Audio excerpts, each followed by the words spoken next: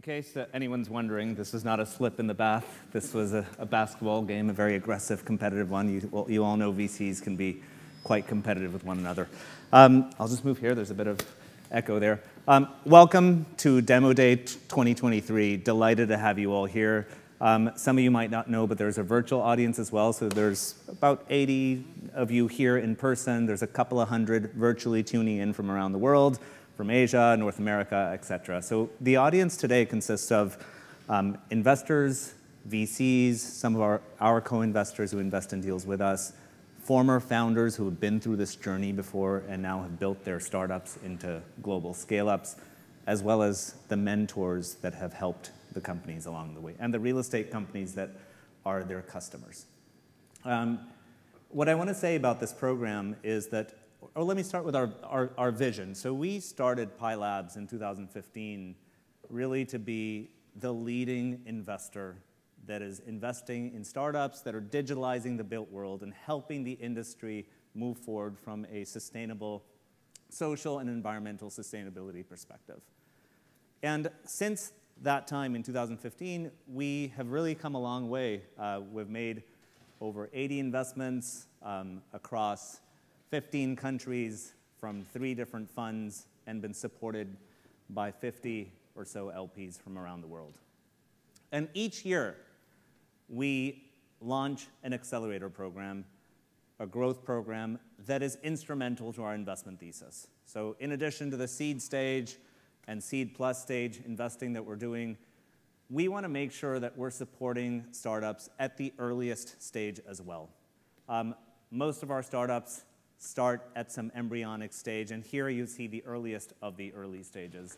And so from the one thing I want to share with you is that we've seen these startups go from the embryonic stage to then emerge as global scale-ups over a 5 to 7 year period with the right execution and the right backers behind them. We've seen companies that presented here a couple of years ago with nothing more than a business plan and a basic product that now employ hundreds of people, are valued in the hundreds of millions.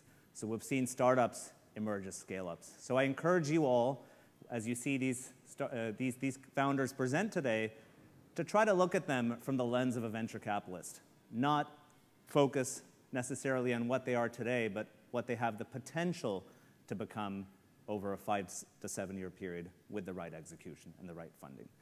Now, with the program, we deliberately tinker and experiment every year. It's actually the format for tinkering and experimenting and pushing boundaries.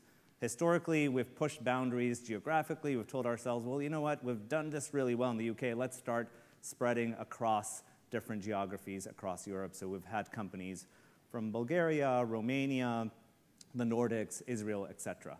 We've tinkered geographically. We've also tinkered by technology.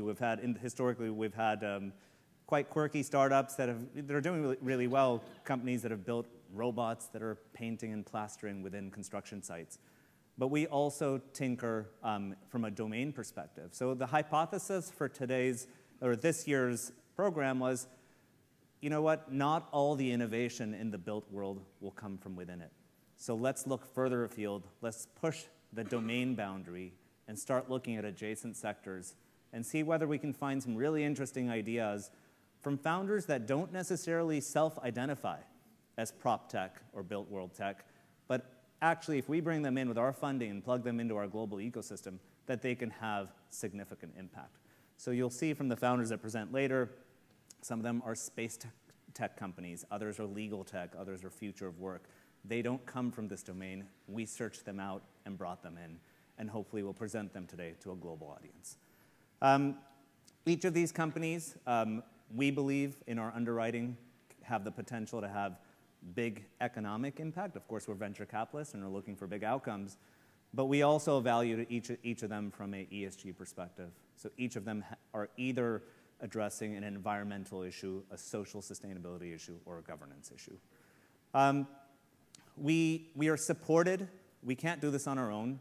So what I want to mention here is that we're supported by our co-investors who are investing alongside us, by all the mentors that have been working closely with these companies over the last couple of weeks, as well as our own LPs that have been staying close to these companies and offering up their portfolios and their own businesses for trials and pilots. And last but not least, our venture partners who work really closely with us in just training up these companies in different disciplines such as tech, sales, product, etc. So I want to thank everyone that's been involved, that's gotten the teams to this place, and I will hand over to my colleague, Boyan, who will now introduce the teams. Thank you.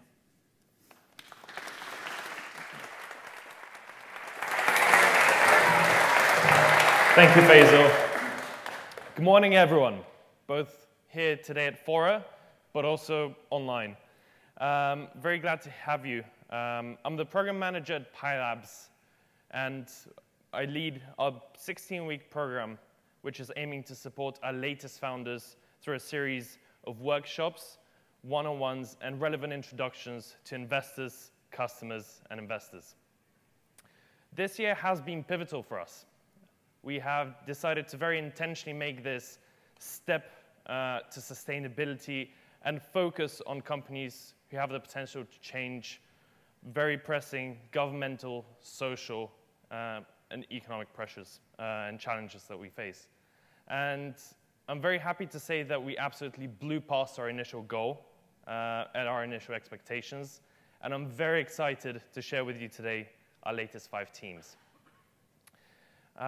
You'll see first of all, I really hope you've seen this little QR code in the corner of your badges.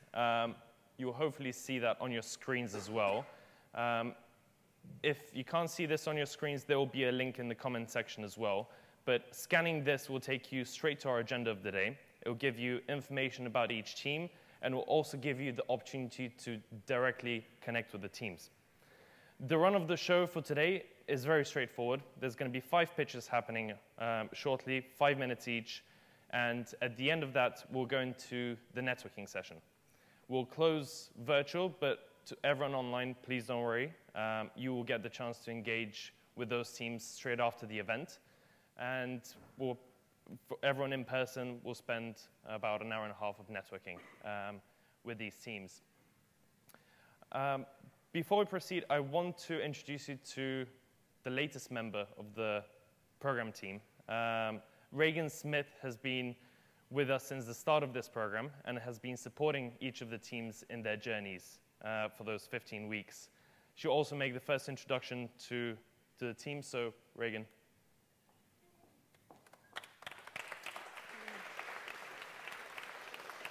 Hi, everyone. It's so nice to have you all here. Thank you so much for being here. I've only been with PyLabs for about 6 months, but it's been an incredibly rewarding journey so far. And I came in at the start of the program, and it's been really fun to just see how these founders tick and just watch their potential just really shine through in the past 15 weeks. So I'm excited for you all to see that today. And so I'm going to introduce the first company. And this company is tackling one of the main carbon emitters, which is construction. And we believe that this company is bringing in the adoption of modern and sustainable ways in the construction industry. And we think that Trunk is just a key to unlock the potential of solving one of the biggest sustainability issues that we have. This company's only been around for a couple of years, but they've gained significant commercial attraction. And so without further ado, I will introduce you to Tom Darlow, the CEO and co-founder of Trunk.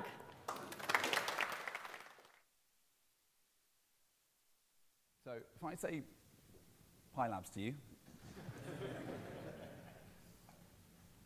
let's have another go at that. Prefab to you. You're probably thinking of those ugly as hell, but rapid to put up buildings that we did after the Second World War. So actually, when you say prefab today, you're describing 7 categories of pre-manufactured building components that are made in the factory and delivered to the construction site to reduce the risk of the work that's happening there. Now, prefabrication represents a huge step forward for the way in which we put up our buildings, which is enabling us to build much faster, to build much cleaner, significantly cleaner in terms of embodied carbon, and is enabling us to have much better building use, with some buildings benefiting from lower bills or no energy bills altogether because of the airtightness and thermal performance of those buildings. Now, with any new construction method comes a new set of challenges. And one of the biggest we're seeing right now is the coordination between the factory schedule and the construction schedule. And when this goes wrong, this can get expensive really quickly. We've seen 220 prefab houses stood in storage in the north of England. We've seen expensive cranes and plant hire equipment stood around. And all of this is contributing to crippling the contractors' margins that have set out on this journey to use prefabrication. And if we think about this coordination challenge, it's almost like an orchestra without a conductor. It's going to sound like a train wreck. We need to get these pieces moving together as best we can. Another challenge we're seeing is in factory-to-field quality. So when we get this stuff wrong, we're sending the wrong products to the construction site.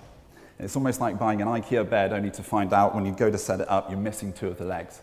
Absolute nightmare. And the last key challenge we're seeing in the market is around good old-fashioned production rates.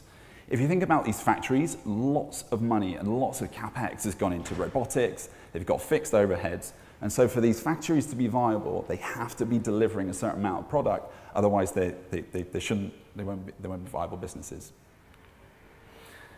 So if we kind of stop and think about this, we have this new and promising way to put up buildings safer, cleaner, and faster. But unless we get these fundamentals nailed, the whole space will not work. So what's Trunk doing to actually resolve some of these challenges? The first bit, if we go back to that orchestra and we think about the conductor, you can think of Trunk as the conductor moving everything from information and products right the way through the value stream to make it as efficient as possible. So for the prefab manufacturers, our customers, this finally gives them a space to bring all of their design information, all of the drawings, all of the schedules into one single source of truth, so they can manage their processes through factories and crucially make sure that those products are landing on those construction sites, right time, right quality, and right product. So in the real world, what's this actually enabling? Trunk is unlocking about 18% throughput for a lot of our factories. That's a technical term. Put another way, if you think about 5 homes coming off of an assembly line, when Trunk is deployed, another one is coming off for free. Maybe not for free, we'll get to pricing in a minute. But we're delivering 20% more once Trunk's technology is deployed. In terms of the deployments, so far we have two full deployments of Trunk, 2 paid pilots that are going on, and we have 18 companies that are in the wait list ready to deploy Trunk's technology. Trunk is being used currently to deliver sustainable homes right the way across North America. It's being used to deliver an enormous program for the Department of Infrastructure and Defense here in England. And this company here, Baupanel, will be using Trunk to manufacture earthquake-resilient buildings that are going to be used for emergency response buildings for the United Nations. Currently, our run rate is at 90K, and we have a clear path to 750K of ARR 12 months from now. And looking forward into the market and where this can go, we're seeing strong tailwinds with thermal performance regulations coming in here, not just here in England, but across Europe and parts of North America, which is making lots of these construction contractors move towards prefabrication as their main method of building. Look across the team. To build a product like Trunk, I knew I was going to need a diverse set of skills to pull this off. My dotted line into Trunk is through scheduling technology startups, bringing everything from vessels in and out of ports around the world to allocating doctors, nurses, allied healthcare workers in and out of shifts. My co-founder, Chris, is a strong operational background in technology companies who's looked after some of the biggest e-commerce accounts this country has. Across the rest of the team, we have software engineering, user interface design, and even architect background on the team to help us bring this vision to life. So in terms of fundraising, we just closed a 1.4 million pre-seed round with Pi Labs co-leading in Blackhorn Ventures over in the United States, which has given us the right amount of capital, the right amount of resources to really get these first case studies from our first wave of customers nailed, because that's going to give us the wave of growth that we need to take the business forward from here. So I think the thing that's interesting for me in this space is we're not talking about the future, right? We're saying right here, right now, we have a new promising method of constructing buildings in ways that can help us get on top of really important issues around housing crisis, around energy issues. And we see Trunk that will be the technology that actually puts the delivery piece of this right to make it a global success. So for all of you in the audience, I've been asked to ask you for something. If you're a venture capital firm that's as good as Pi Labs, we'd love to hear from you. If you think you might have some useful connections for us in the construction, architectural, engineering space, please let us know. Scan this QR code or come see us after you've seen the inspiring pitches from the rest of the cohort. Thank you so much for your time.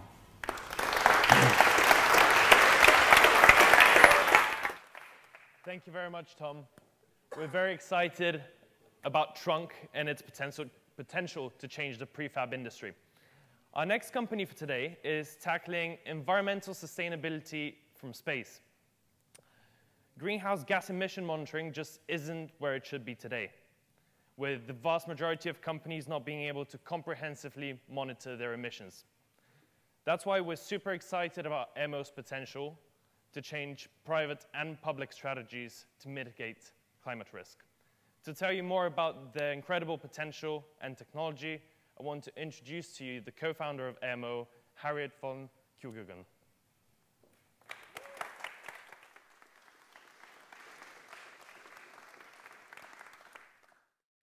With Airmo, we provide continuous and precise emissions data from space. I think we have all, or should have realized by now, that climate change presents a great risk to humanity. And with this growing awareness of climate change being the crisis that it is, the global economy is growingly asked by investors, by regulators, by business partners to quantify and reduce their emissions. The problem is that at the moment, the current options for greenhouse gas emissions monitoring do not provide sufficient data, that is, real-time data and asset-level accuracy, which is needed to, for example, detect a leakage in the moment that it happens, or prove to regulators that actually your emissions have decreased. Almost half of all emissions measurements today have errors, and not even 1/10 of all companies are even able to quantify their entire emissions. And obviously, if you cannot quantify what presents a growing risk to your company, you have a problem, and I think we're all aware of that today.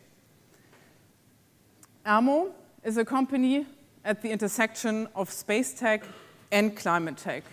We build and operate satellites for greenhouse gas emissions monitoring to provide exactly the data that you need to avoid your climate risk. A constellation of small satellites will be equipped with a novel and patented LiDAR instrument.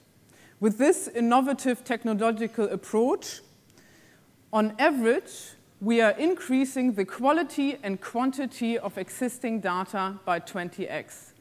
For the technological background of how our technology works, please approach me separately. The urgency for the need for best data on emissions is not equal to data on emissions. The urgency for the need for best data is closely correlated to the proportion of direct emissions that a company is producing.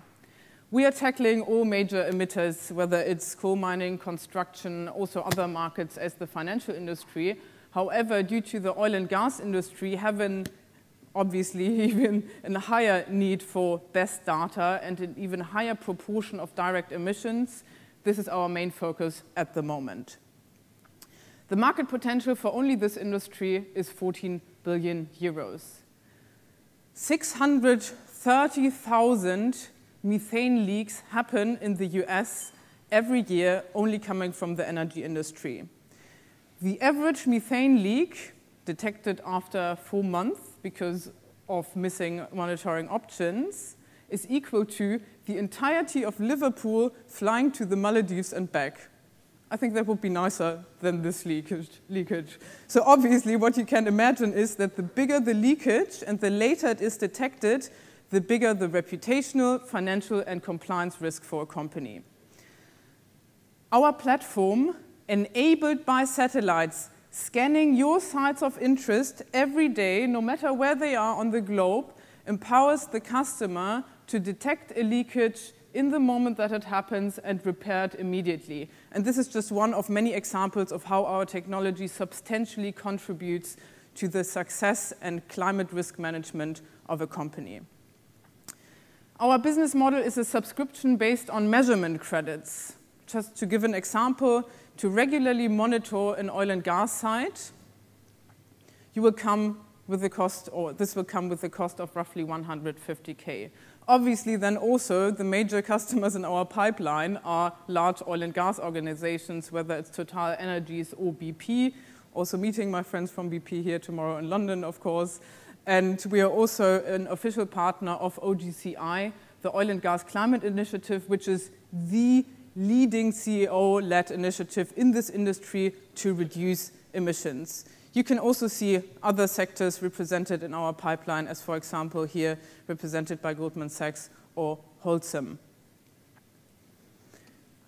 The founding team of Airmo brings all expertise and experience to the table that is needed to succeed in this venture.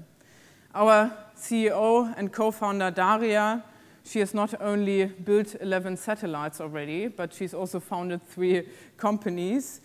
Our COO, Pavels, has contributed to several major space projects. Our CTO, Enrico, and definitely my idol, has not only worked at the European Space Agency for 30 years, he's also the European expert for the LiDAR instrument, the USP of our technology. And finally, myself, I come from an emissions management background, a mix of climate and commercial. Before co-founding Airmo, I have worked for one of the most successful, actually, climate tech companies globally, Planetly, joined the company at a stage of 30 employees, left it after the exit at the stage of 250 employees, and have substantially contributed to their commercial success.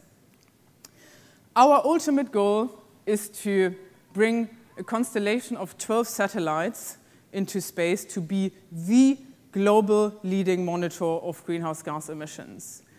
We have closed a pre-seed round of 5.2 million coming from climate tech, proptech, and space tech investors, alongside money coming from also the most reputed European bodies. If you want to explore how Airmo can also generate emissions insights for you, and we can actually basically do that for any industry, or if you want to stay up to date on our business journey into space, then please get in touch with me. Thank you very much.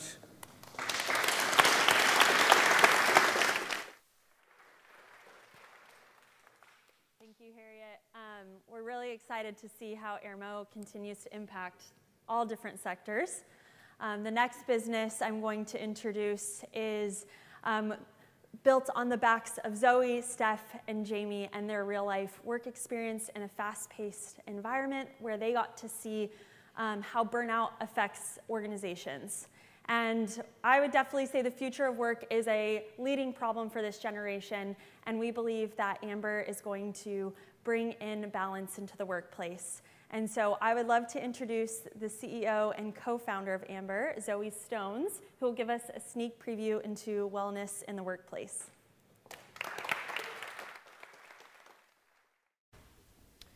When I say the words burnout prevention to you, my best guess is that these are probably the first terms that come into your mind. This is also reflected in what most businesses spend their money on in this space. Things like coaching and therapy to treat those that may be burnt out, or things like meditation apps for individual wellness. I come from an organizational behavior background, and I'm sorry to say that none of these items on the screen are actually shown to prevent burnout. What is shown to prevent burnout is protecting our employees from the organizational root causes of chronic stress and burnout. These are things like poor time boundaries, maybe being messaged at the weekends or in the evenings, unsustainable workloads, not just for a few days for a big deadline, but over long periods of time, as well as contributing factors like poor quality relationships or high conflict in the workplace, a lack of autonomy, and a lack of recognition. Burnout is not just a terrible thing for the individual. I'm sure you all know of individuals who've burnt out, but it's also incredibly expensive for organizations. It costs organizations over 150 billion a year in the reduced productivity of their staff, absenteeism due to sick leave or stress leave, and finally, most commonly, the turnover of really, really great staff. This is only more acute now that we're all navigating the new hybrid and remote world of work. And so we created Ambr.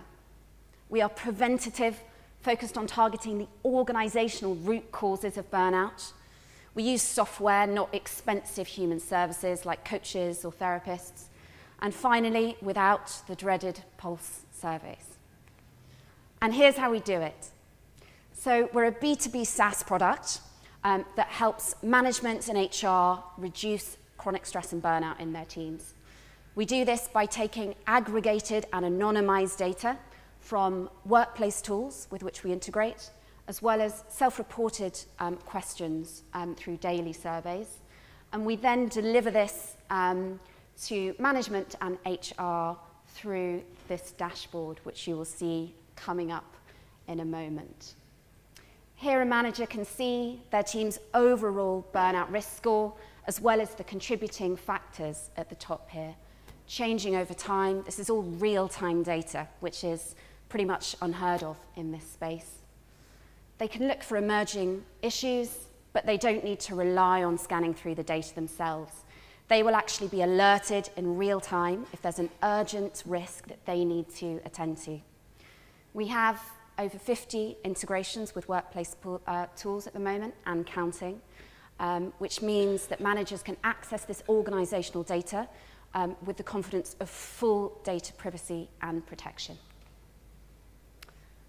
Ambr is currently live in 13 organizations, and that's across sectors. It's not just limited to high growth tech, and we've seen exceptionally high engagement rates.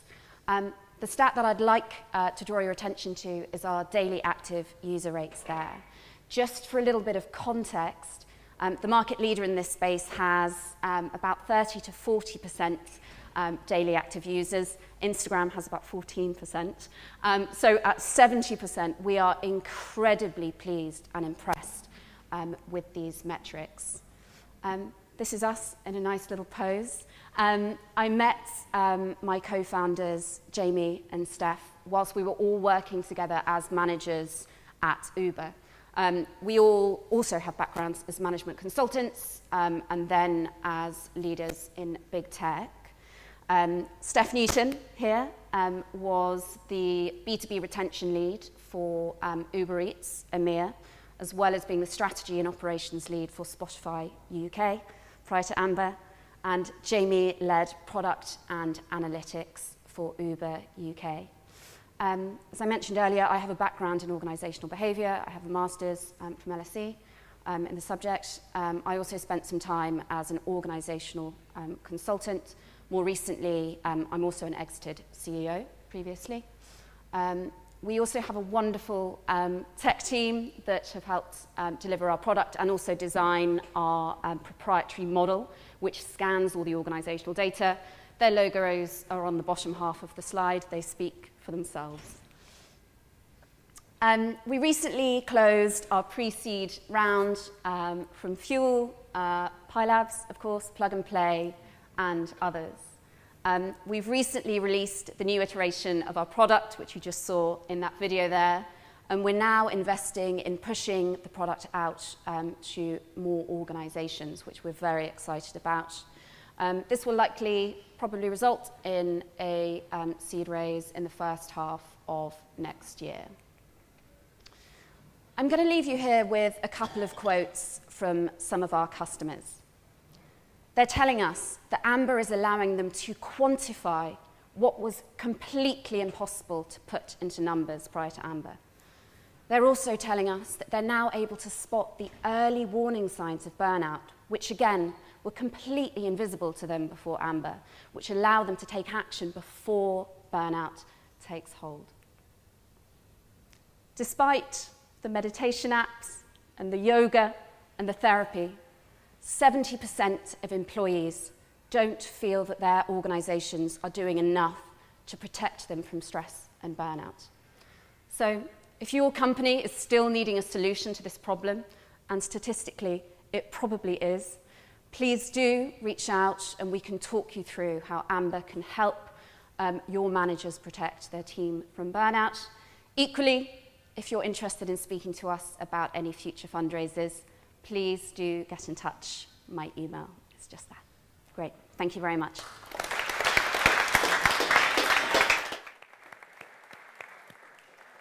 Thank you very much, Zoe. It's really exciting and really amazing to see how much Ambr has been able to achieve already. The next team today is based out of Berlin and is tackling the #1 governance issue that modern-day businesses are facing: privacy management. This is a huge issue not only for tech businesses, but is an increasingly bigger challenge for sectors such as real estate that are making this shift from analog to digital. To tell you more about it, I want to introduce the CEO and founder of Kertos, Kilian Schmidt, to tell you more about privacy, compliance, and what it should look like. Thank you, Bowen. Thank you. Why you should carefully listening now is, especially when privacy and compliance is not the core of your business, it's the biggest distraction. And I will tell, well, consent, it's better how to say, how do we get from cookies to compliance? Let's face the truth. Nowadays, compliance looks like nobody knows what's going on. Execution is an operational nightmare, and your consultants simply don't do the trick. They're standing on the sideline. It's hard for them, if even not impossible, to support you in operational excellence. A simple request from a customer or a former employee like, delete my data, can cause a huge disaster. Nobody knows where the data is, what data are we actually talking about, and how the heck do I get access to it? And this is why we, starting with an intelligent, no-code compliance operations platform that has 3 core capabilities, which is connect. So we're taking an entire IT infrastructure of our clients, connecting them through existing APIs, but also our own API REST solution to detect applications, processing, data, and structures that need to be controlled in order to execute your regulatory demands. So we deliver fully executed privacy operations and comprehensive data transparency, effortless and automated. And this results in a couple of functions that we provide, like data discovery and classification across the entire infrastructure, internal as well as external. Data subject request automation, from tedious Arbeit towards hours spent on extracting data, compiling the information, sending it over to the data subject, and archiving the entire process. Reporting and real-time insights. So instead of having annual or quarterly reportings conducted and interviewed with all the departments, we create those with a click of a button every day, every week, every month. And also managing your vendors and access management. You really want to know what's going on, and you need to know who has access to what. It can be a huge potential threat if those data is leaked or harming your reputation, if anybody within your organization will spread that across.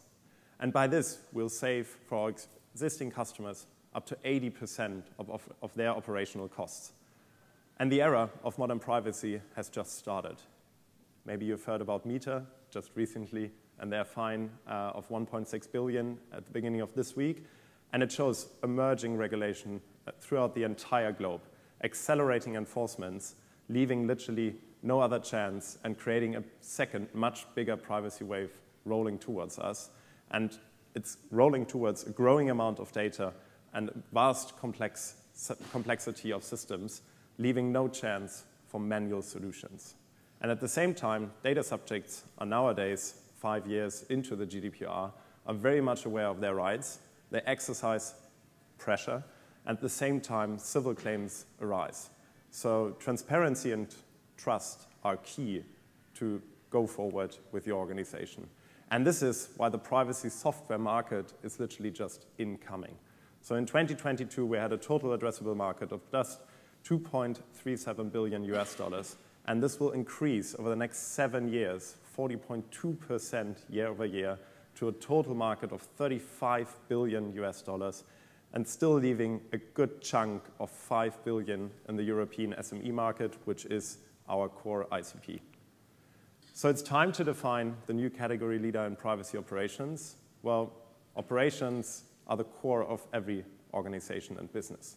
So we've seen in the past how important it is to tackle those with the right solution and supporting your teams at the right time with the right skill set.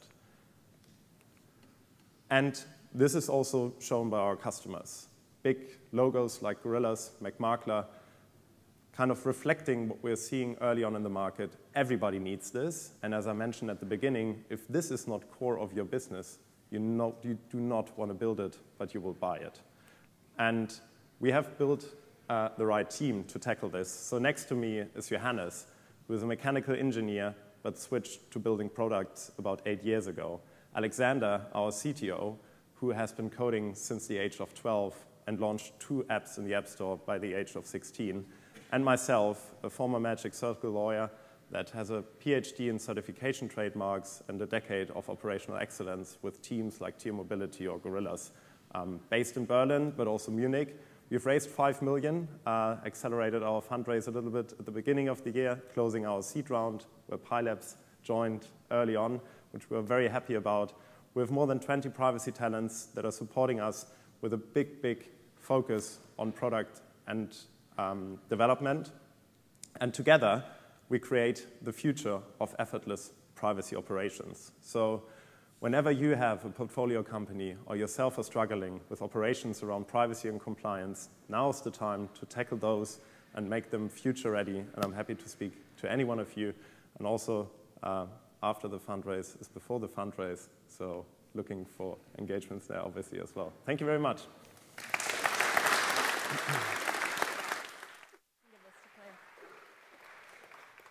Thank you, Killian. We will all have a chance to interact with the companies after the final pitch, so please come and find everyone at their station and stay for some networking. But I am very pleased to introduce the last company of today, and this company is completely rewriting the rules of how communities monitor health at scale. We believe that they have the new opportunity of just taking the health of our buildings and of our ecosystems and showing how to do this in a new way. And so with that, I'm going to introduce Claire Trant, CEO and co-founder of Untap.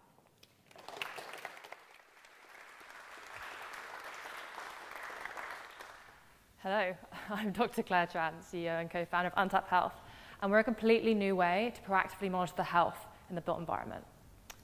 So at the moment, we wait until symptoms to detect illnesses. This has a massive impact on society. First of all, illnesses, viral and bacterial infections, move before we have symptoms. They're contagious before we have symptoms.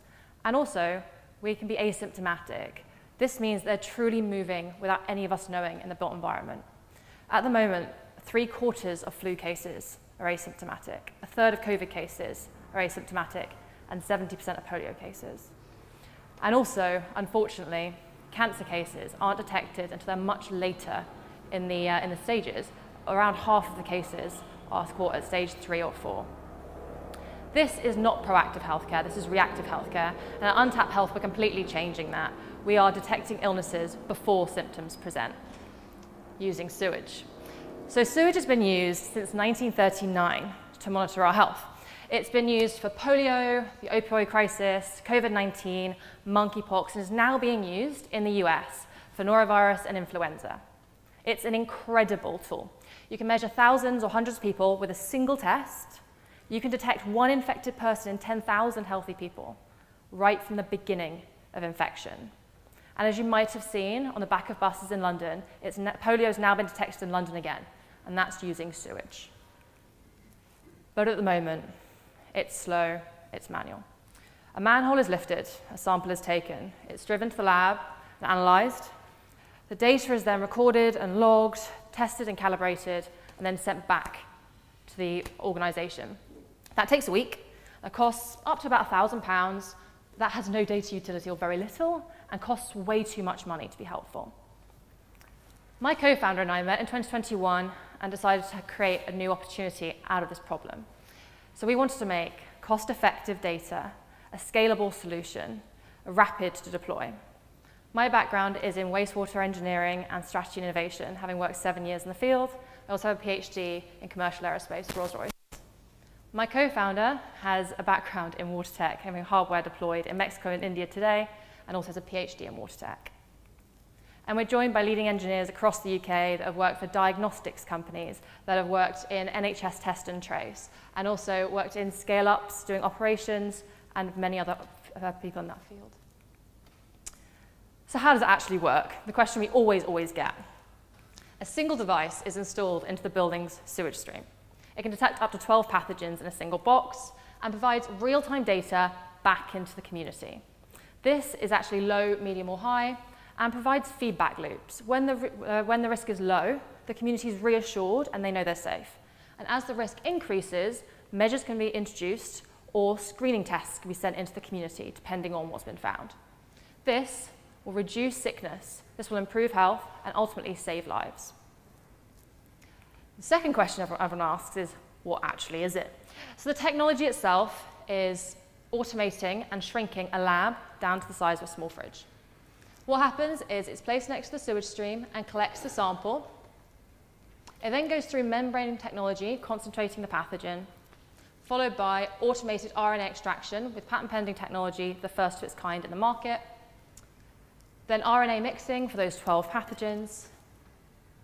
And then finally, room temperature qPCR analysis. We've all heard of PCR after the pandemic. We're automating that technology. And finally, it uses automated data relay out to the customer site. We are selling the data directly to customers around 70% gross profit margins, starting with care homes and cruise ships. And there also received interest from offices in the US and the UK. And there are plenty of other markets to untap, including hospitals, factories, and so much more. But the massive opportunity here is in the data. Aggregating those sites into a single data point, say 10 sites into one data point, and doing that over a city scale means you have a true map of the health of that city. And you can use that data to guide a national public health policy.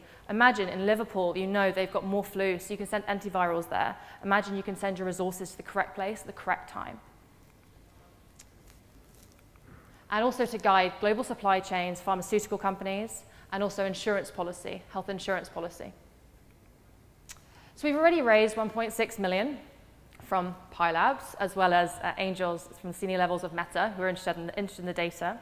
We have had customer pilots, Somerset House and other locations.